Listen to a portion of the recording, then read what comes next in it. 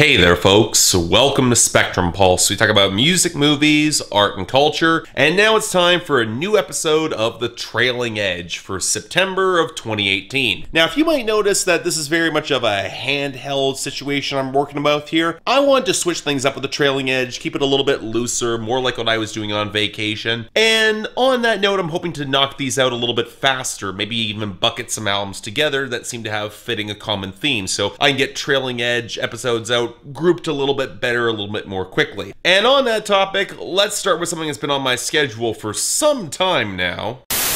Sometimes you don't say goodbye once.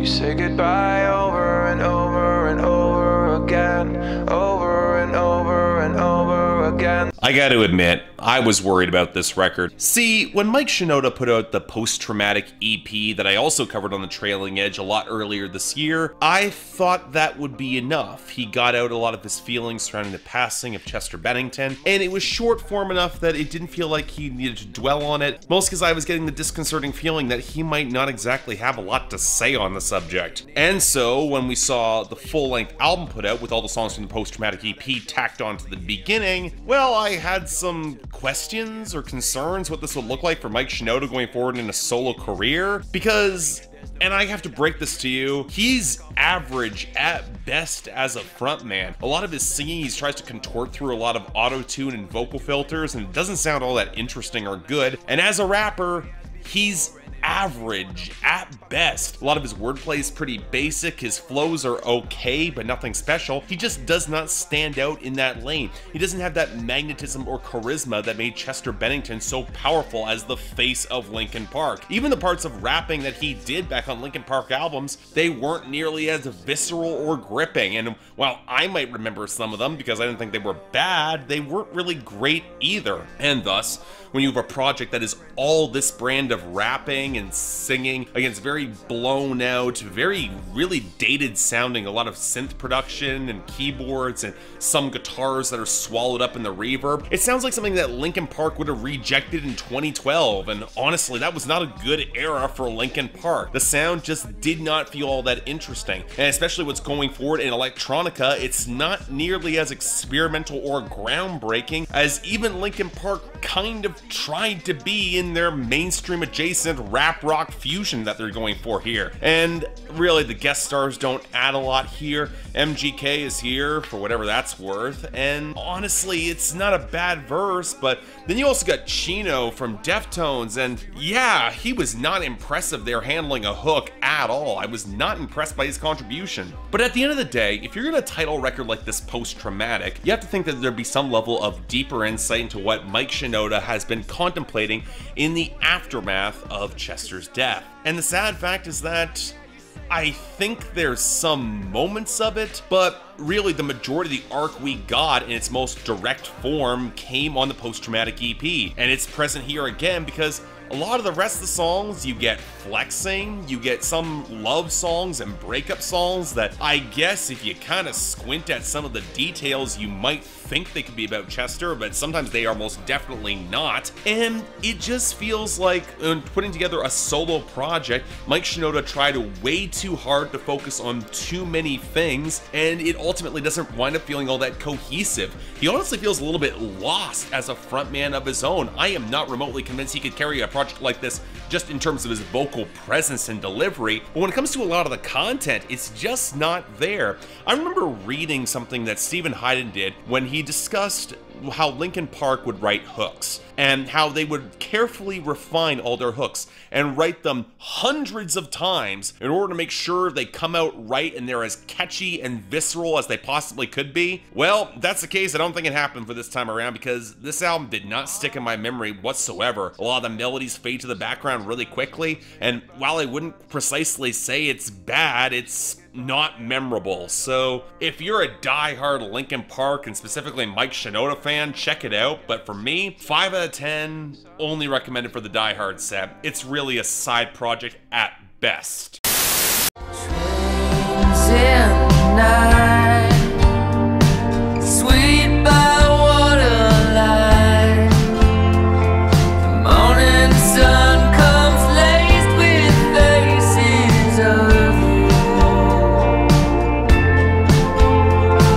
So this project's also been on my schedule for some time, and I've honestly been a little bit curious of how I can possibly go to it, because it seems like on the trailing edge I've covered a lot of these pop funk adjacent projects that might bring in a little bit more of a rock edge or more of an R&B edge, and I would like to wish I could get into them a little bit more, but Jake Shears is an interesting case. The former frontman of the Scissor Sisters, well, Scissor Sisters I could probably do a video in and of itself because they're a bit of a messy, complicated group in their own right. I would never really say I was a fan. They got a couple singles I like, but beyond that, I was never really a huge fan of Jake Shears' delivery as a singer. The falsetto always felt a little bit weak and underpropelled for me. So to see him hop on a solo project of his own, that's clearly going for a parody of that overblown kind of 80s sleazeball image. I had hopes this could be fun, and you know what, for the most part it kind of is. I kind of like how clearly it feels like a parody at some points, but there are points that are played sincerely enough that the cheese goes over the top and almost reminds me of an early 90s Duran Duran, and that was kind of cool. I guess the larger problem here is that once you get past the initial shock of, oh, okay, this is kind of fun, this is kind of loose, there's some decent grooves here, the problem is the grooves are only decent. I was expecting a much stronger bass presence to really kick these into gear, but instead we get a lot of these really lumpy, heavy guitar lines which don't exactly fit, a ton of arranged instrumentation, some horns as well. This seems to be trying to slip across a lot of different genres, and really what I liked about a lot of Scissor Sisters stuff is that it was tight, it was controlled, and for as funny as this is, it does feel a little straining at the gills for all the ideas that Shears tried to pack into it instrumentally. Sadly, not that many when it came to the lyrics. They often feel a little bit jokey, a little bit oversold, honestly a bit creepy at points, and yes, I get that's part of the point, but again, as I said back in the Bad Rabbits review when I was on vacation, you can only push that so far. I don't know, this isn't bad. It's certainly fun, it's certainly loose, it's something that I'm not going to take all that seriously, and I can see it finding a bit of an audience, but honestly, with the grooves not exactly being great, I think it's honestly a little overproduced at spots as well. It's not nearly as tight as Scissor Sisters at their best, so it's got its audience. For me, it's a solid 6 out of 10. If you're curious, if you're a fan, it's worth a listen. You're looking for a good, goofy dance party, you could do a lot worse than this. So, alright, what the hell? Check it out.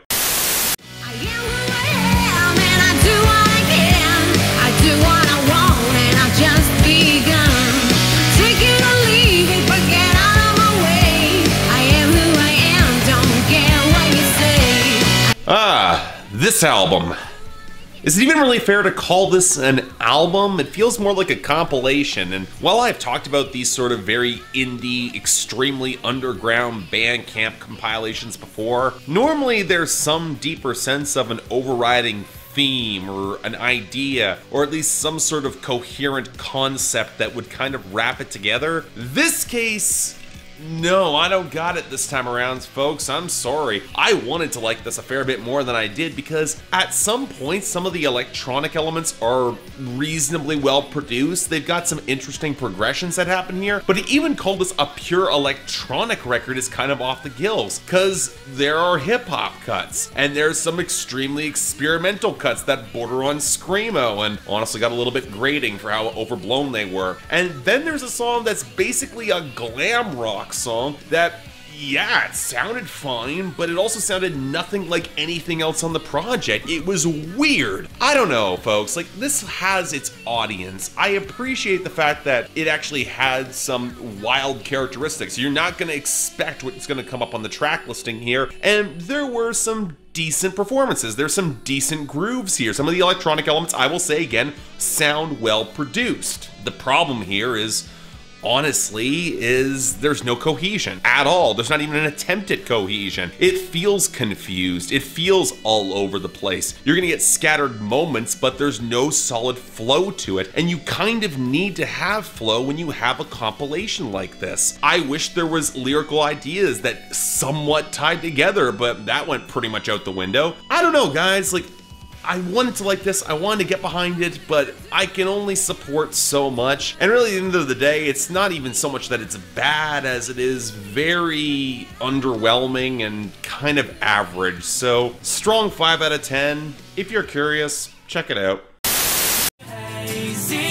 lazy, burning through my trees. She says that I'm crazy, but I don't let it faze me. Taste me, baby, take me as you please. You know, I really wish this band was interesting. I don't mean to say that, guys. Look, I've covered a fair few of these pop punk, pop rock bands that typically go over to John over at ARTV, and he's got more of a liking for them than I do, and even I don't think he'd be entirely gripped by this project because, let's be honest here, the story so far, they're a B-list band at best. A lot of their songs, they really run together. They have a very traditional sound and setup coming out of the mid-2000s specific brand of this particular style of pop rock. They've rarely shifted it up all that much. Yes, this record gets a little bit more groove driven. Some of the bass lines are okay, but in terms of overall sound, presentation, the writing, any of these hooks really standing out, this sounds like any number of bands I would have heard on MySpace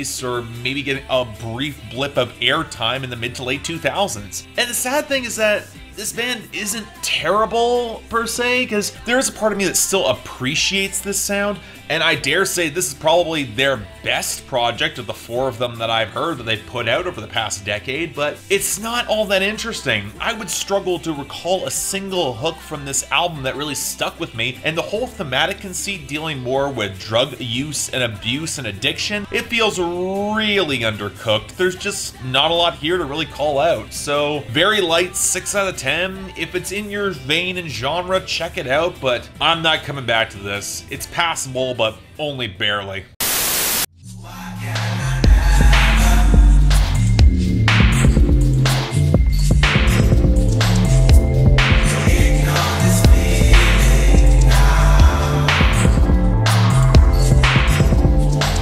So did you ever have those albums where you see all the critical hype, you really are excited to get on board because it sounds like this group could be going in a direction that's really promising for them, and then you go through the album and question why there's so much hype behind this? Yeah, that was my experience with Yves Tumor here, and to explain why I feel like that's actually more complicated than I expected. I had planned to do a full review for this until I realized that when I actually talk about the album, I don't have a huge amount to say, because I've gone through my history of exploring electronic music before. I kind of started off with the more experimental stuff and then worked my way closer to the mainstream. Bit of an odd combination, sure, but it also left me with an appreciation and an expectation when I start hearing the experimental label thrown around that, you know, you're actually going to be challenging and pushing the boundaries. And part of that is I never really expected that coming from Yves Tumor. That's the other funny thing, because I went back to the back catalog and yeah, the blend of field recordings, some elements of noise, some slight elements of house grooves.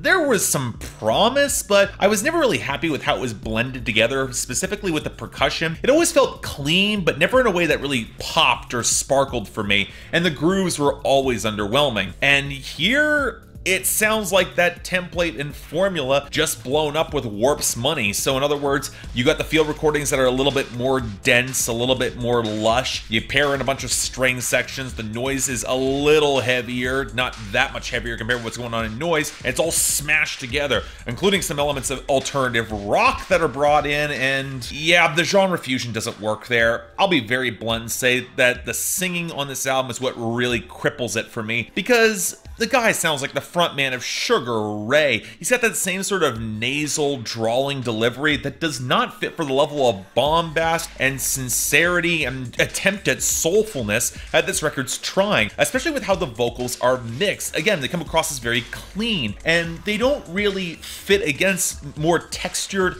more interesting instrumentals that we're kind of getting here. Yes, I will agree that some of the noisier segments are actually pretty decent. They've got some decent grooves that somewhat come through on some choice cuts, but for the most part, I'm going back through this and I'm like, yeah, I can see it might be a little bit experimental with the genre fusion, but beyond that, it's not especially blended all that well. And even a lot of the individual slices of experimentation, I'm pointing at acts like Levin Vincent and Arca, who have gone into this territory and frankly done it better. Again, I'm not saying this is bad. I wholly expect that people who are more able to get on board with the vocals, they will like this more than I do. And this clearly has an audience, but yeah, for me, it's a light 6 out of 10.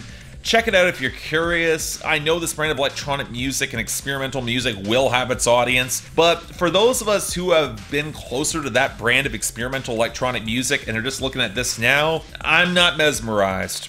Sorry. What if it hurts like hell?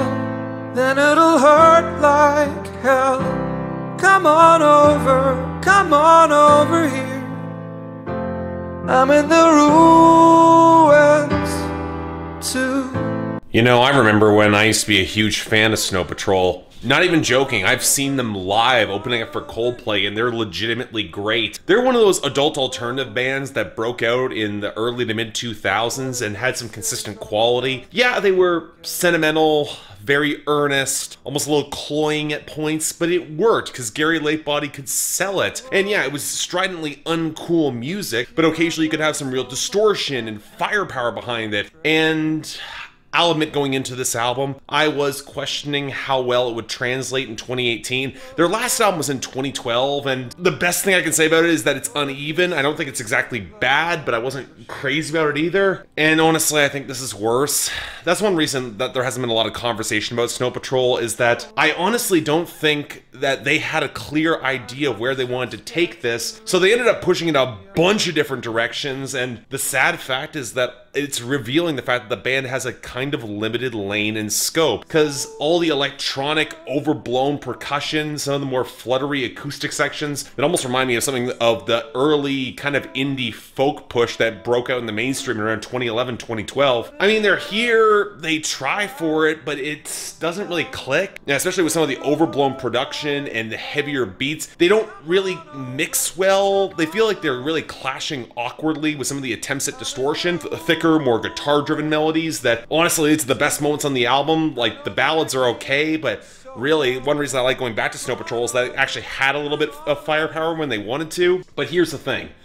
I can excuse a lot of the sentimentality in the lyrics, and really some of the lyrics are kind of mawkish and overblown, but you know what? All this comes back to Gary Lightbody, the frontman, who is really a good singer. I like the guy, and I don't think he sounds that good on this album. I'm not sure what it is either. Like, I think some of it comes down to his actual vocal presence. Like, he's buried under a couple layers of production on some of these songs, and on some tracks he's trying to go for an upper register where his voice just sounds shredded, and it doesn't sound good. I wish it did. Honestly, I'm not sure where Snow Patrol can go from here, and that's the real depressing thing, because they tried to do a bunch of different things, and honestly, the majority of them didn't work. So, I hate to say this, there's enough good songs, but it's a very light 6 out of 10, and even then I'm feeling being generous.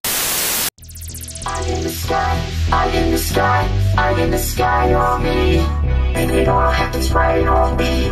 I'm in the sky, big clouds on me. I'm in the sky, I'm in the sky, I'm in the sky on me, and it all happens right on me. Big clouds on me. I'm in the sky on me. Okay, so this was a side project I was looking forward to talking about pretty much all year. You get Sims, who put out one of my favorite rap albums of this decade, teaming up with the production rapper duo Air Credits and another producer Ice Tep for this quasi-conceptual post-apocalyptic cyberpunk project. And it looked pretty short, looked pretty interesting, and I wish I had more to say about it. Yeah, it's not bad by any stretch of the mind, even if I think some of the more futuristic production is... It sounds pretty good, but it's nothing Arion wasn't doing a decade ago. And while I like a lot of the tones, I often feel like a lot of the production takes the center place over the rappers rather than complementing them or building to more, you know, actual songs. That's a big issue I have with this project, is that there isn't really much of a lot of in way of hooks. At least when Sims teamed up with POS for Shredders, there were those driving dynamic hooks that allowed his more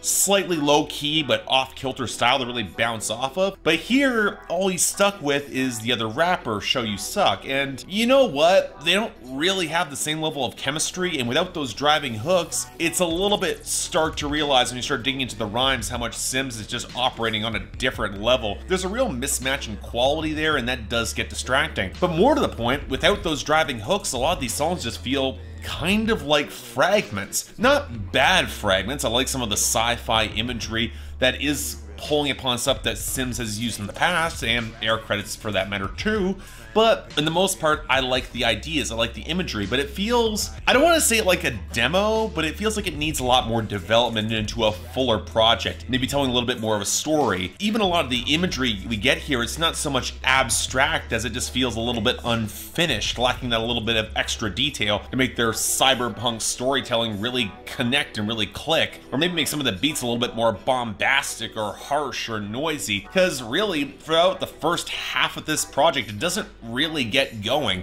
It gets better in the second half for sure, but again, this should be a little bit better given the pedigree on display. It's a cool idea, it's a nifty little side venture, but if I'm gonna be very bluntly honest, I think this could have been put together a little more, and Sims has done better projects. So if you're a fan of his, check this out. I'm thinking a light 6 out of 10 here again, but if you're not a fan of Sims, you're not really missing much. Summer's over when I die. Can let go of the heat, can let go of your hand. I roll into the deep end, cause I wanna feel the wind blow while I ride. Sun's up, I glisten, you're good at transition. Okay, so this album was a little bit strange for me to cover. I'm mostly familiar with Ryan Beatty through some of his associations with Hampton, and going into the full-length solo album, I wasn't really sure what to expect out of him. And you know what? I think Hampton is actually a decent starting point to getting an understanding of this album, because while it plays in very conventional pop music, think along the lines of what Troye Sivan or Shawn Mendes have been putting out recently, I think what makes this album a little bit more interesting is how it diverts into weirder, stranger textures that are kind of reminiscent of some of the synth lines that Hampton would occasionally use. And yet, more to the point, thematically, it does feel like very much telling that teenage, very young, very millennial experience that comes with that specific age and time, especially as somebody who is very much out of the closet and learning to come to embrace his sexuality. I definitely see this having a very potent resonance with a certain millennial audience, and I can respect that. This is clearly a record that will have more resonance for a younger audience and plays to some elements of pop melodrama, but also not quite. If I can have a couple criticisms of it, and I do, I don't feel like there's a specific focus on energy or tempo in this record. It goes on pretty long and honestly doesn't feel all that well sequenced. It kind of drifts back and forth with a couple decent ideas and decent grooves, but rarely ever manages to kick into gear. And the hooks, I would not say, are stellar in that department either. And on that subject, Ryan Beatty, for as good of a singer as he is emotive. He does need to do what he needs to do here. I wouldn't say he's incredibly compelling behind the microphone. He's good, but rarely great. Rarely all that gripping in a way that I'm really jumped off the page at wanting to go back to hear more from the guy. And again, the album runs long. I don't think the writing is spectacular. I think it's good, but it rarely rises above some pretty serviceable teen poetry that's very sensitive, but can feel a little bit cloying and overwritten at points. That's just me. I don't know. I don't think this album is bad, but I also think I'm a little bit outside of its target demographic, and I also think that even if I was in an age where it was closer, wouldn't really grip me all that much. So, I don't know, solid 6 out of 10. If you're definitely in the younger generation, check it out. I think you'll have a lot of fun with it, especially if you're LGBT. I think there's some decent themes and writing that I think fits along that line, but I've heard a lot of this stuff before. Doesn't do a lot for me. Let's move on.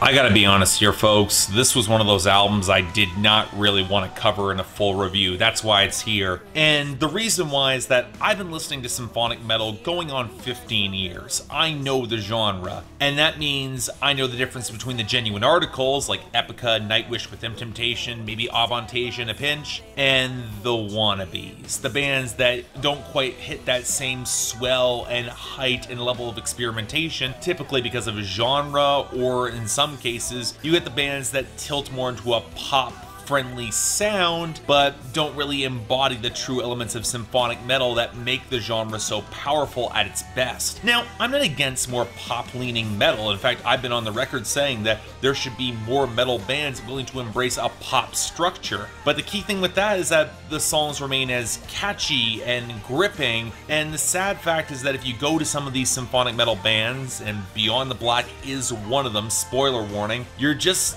not gonna hear that much that's all that interesting or distinct. Now, Beyond the Black is a little bit interesting in its own right, because the front woman, she actually came from a German pop band before coming to front a symphonic metal project. And note that I'm calling it a project, not so much a band, because at this point, she's already rotated through 2 entire backing bands of players behind her. First time was session players, and the second time it actually looked like they had a stable band and format, and she fired all of them before the recording of this album, so we got another new set of players. And there's a really terrible stereotype surrounding women in symphonic metal bands as the front women, that they're only using the rest of the band, that they're interchangeable in order to provide the component parts of the sound, and it's really not true.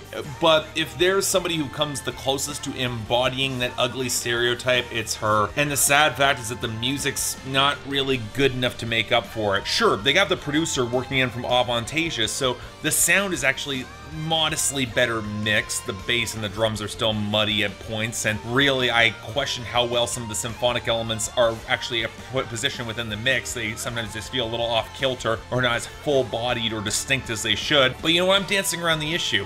The big issue with Beyond the Black, and this album in particular, is that their sound is probably a good 10 years behind when it comes to experimentation. Beyond the Black is not doing anything that Nightwish Within Temptation or Epica haven't done time and time before, both in the lyrical content or in the sound. And really, yeah, they're gonna bring in some male singers to bring a little bit more gruffness to the table, but never all that convincingly, and they don't have a lot of chemistry. But the big issue here is that the hooks just aren't there. The instrumental solos, the guitar solos, they're not all that impressive, but when it comes down to the basic song construction, it's just middle of the road. I don't think the songs are there to back this up. Yeah, there's 2 or 3 cuts that are good, but never great. And when you're comparing to the best in the genre, I know what greatness sounds here. I'm sorry, Beyond the Black, they are not getting there. Yeah, I don't have any reason to support this, so not as bad as Delane, because the production's at least competent, so light, or just, you know what, just a strong 5 out of 10. They can do better.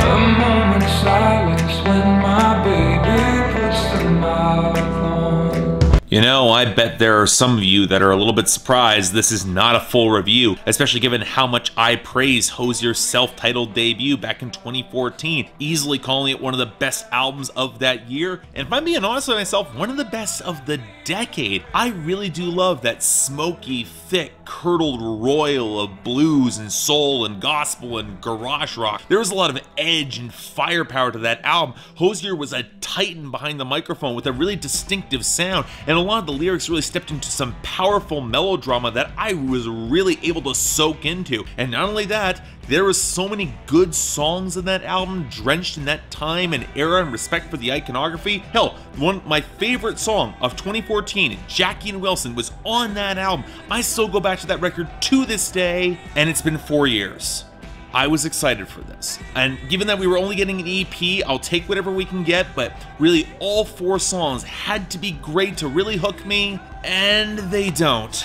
I'm not gonna say this is a bad album, because it's not a bad record. It's not a bad project. I like that it's an EP. I don't think there's a bad song on here. I think Shrike kind of ends things off a little bit too low-key, but I get where it was coming from. It's not bad, but it's not great either, and I think part of it does come down to Hozier himself. I like that he's trying to get a little bit more diverse as a singer, but by doing so, he's really cutting back on the firepower and edge that made the self-titled album so impressive. To be fair, I think he kind of knows this, but that's more because it's a slight shift in genre along along the way, stepping more towards a thicker brand of gospel and soul. He's working with Booker T and Mavis Staples. I'm not surprised he's stepping in that direction. But at the same time, the firepower isn't there, the flair just isn't there in the same way. The poetry is still there for sure, and I've always liked that from him, even if I think the title track might lean a little bit too hard on just calling out the names of a lot of blues and soul and protest artists of the era. I mean, it's not a bad way to go, and Mavis Staples sounds really good opposite him, but it's a little thin when it comes to songwriting. And you know what? There are good tracks, there's good ideas here, and when this album actually does pick up some bluesy smolder, it's in the right lane. I like when Hozier makes more rock music because he's such a commanding voice for it, but this felt really muted. It felt really kind of underwhelming, especially with only 4 songs and a really lightweight ending. Some people have made a comparison to Father John Misty, and I don't quite think that's appropriate given the very different sets of textures and tones they use, and a very different style of writing, but Hozier could at least try to punch up to that level, or at least bring some a little bit more of that darker, heavier, more gothic firepower that made the self-titled album so compelling. This, again, it's good, but from Hozier, I expect greatness. So with that being in mind, 7 out of 10. It's a solid 7. Check it out if you're curious, as I know a bunch of you who are Hozier fans already have, but he's done better, and I guess I'll wait for a little bit longer for that sophomore album. We'll see.